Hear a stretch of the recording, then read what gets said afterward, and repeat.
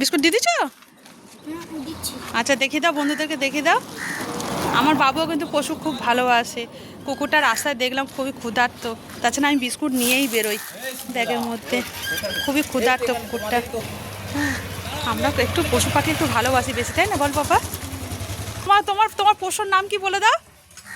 পুটু। ওর পশুর নাম হচ্ছে পুটু।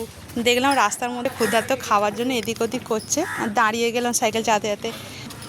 আমরা সাইকেল চালাতে ভিডিও করতে পারি না, কারণ আমাদের হাত কাঁপে, তাই আমরা থেমে যেই ভিডিও করছি। একটু একটু করে যাচ্ছি, যাব এখনও পথ বাকি আছে, সেই শেষ মাথা পর্যন্ত যাব।